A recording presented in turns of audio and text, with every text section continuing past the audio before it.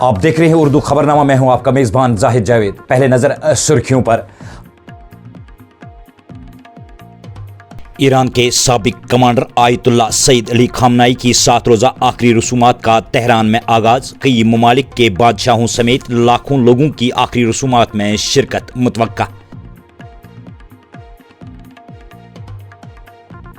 ایران کے رہبر اعلیٰ اور ان کے اہل خانہ کے جنازے میں 2 کروڑ لوگوں کی شرکت متوقع، ایرانی حکام کا دعویٰ۔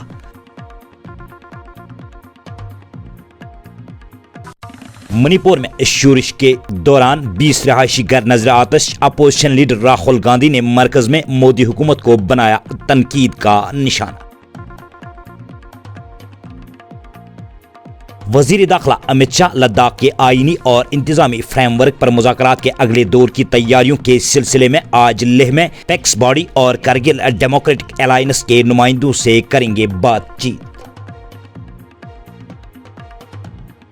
بابا برفانی کی یاترا پر آئے ہوئے یاتری انتظامیہ اور سول سوسائٹی کی جانب سے کیے گئے انتظامات سے خوش آئے نظر، کہا سفر محفوظ اور ہے پرسکون۔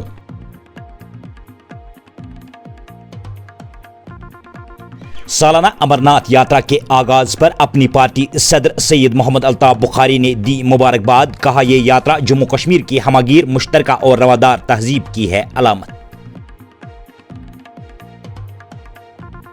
وزیر اعظم فنڈ کے تحت جموں کشمیر کو ملی بڑی سوگات، یو ٹی میں 275 آرٹیفیشل انٹیلیجنس AI سے چلنے والی ہینڈ ہیڈلر X ray machine, 9 MRI، 1.5 tesla units اور 4 ڈیجیٹل میموگرافی یونٹس فراہم کرنے کو ملی منظوری۔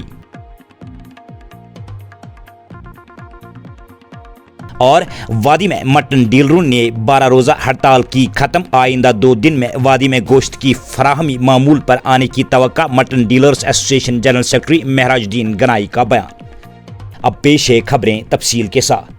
ایران کے سابق رہبر اعلیٰ آیت اللہ علی خامنائی اور ان کے اہل خانہ کی میتوں کی تہران کی ایک مسجد میں رکھا گیا ہے۔ خبر رساں ادارے اسنا کے مطابق ایران آنے والے کچھ غیر ملکی مہمانوں نے تہران میں دعائیہ تقریب میں شرکت کر کے ہلاک شدگان کو خراج عقیدت پیش کیا ہے اور یہ سلسلہ آج بھی جاری رہے گا۔ اس تقریب میں شرکت کے لیے پاکستان کے وزیر داخلہ محسن نقوی اور طالبان کے وزیر خارجہ امیر خان متقی پہلے ہی تہران میں موجود ہیں۔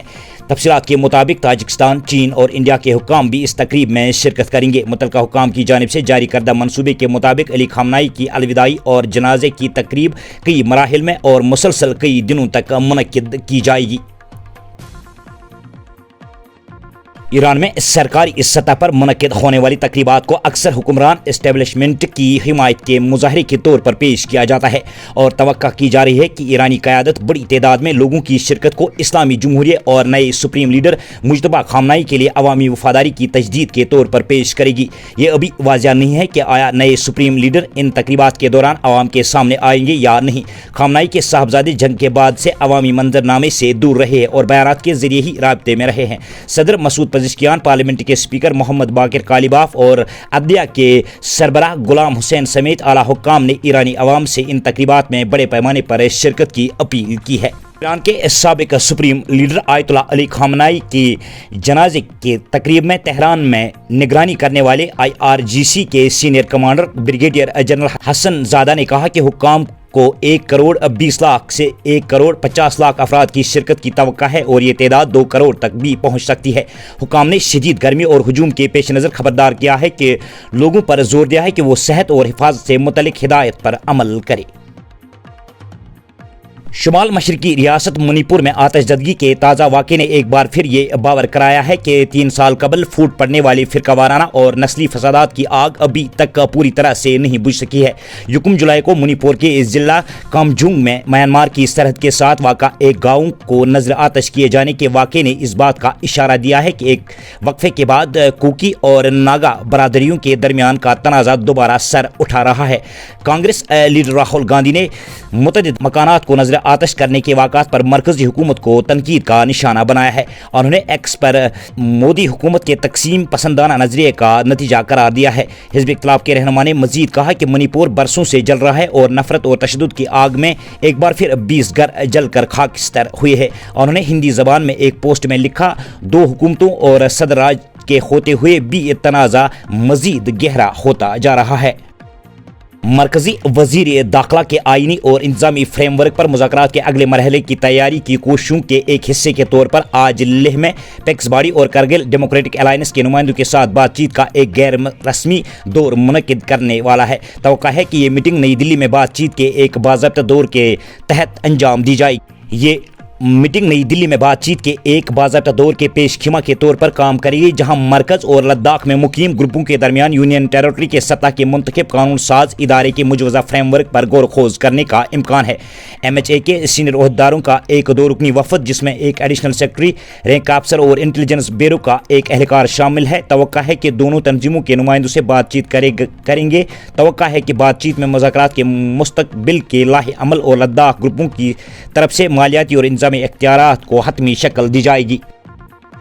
سالانہ امرناتھ یاترا کے پہلے قافلے میں شامل شردھالوؤں نے جموں کشمیر یوٹی انتظامیہ کی جانب سے یاتریوں کے لیے کیے گئے انتظامات پر زبردست خوشی کا اظہار کرتے ہوئے جموں کشمیر پولیس اور دیگر سیکیورٹی ایجنسیوں کے ساتھ ساتھ سول سوسائٹی کا بھی شکریہ ادا کیا ہے۔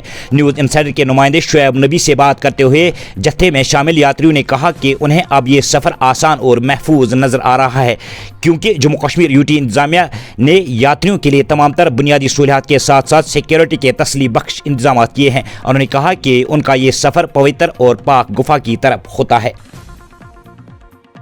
جموں کشمیر اپنی پارٹی کے صدر سید محمد الطاف بخاری نے امرناتھ یاترا کے آغاز پر دلی مبارکباد پیش کرتے ہوئے اس سال یاترا پر روانہ ہونے والے تمام عقیدت مندوں کے لیے نیک تمناؤں کا اظہار کیا ہے۔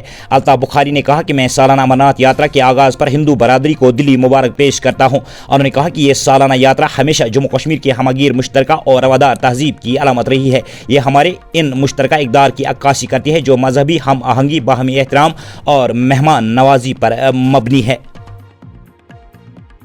مرکزی حکومت نے جموں کشمیر کو وزیراعظم فنڈ کے تحت 275 آرٹیفیشل انٹیلیجنس AI سے چلنے والی portable hand held x ray machine 9 MRI 1.5 tesla units اور 4 ڈیجیٹل میموگرافی یونٹس فراہم کرنے کی منظوری دی ہے، جس سے یونین ٹیریٹری میں تشخیصی طبی سہولیات کو نمایاں تقویت ملے گی۔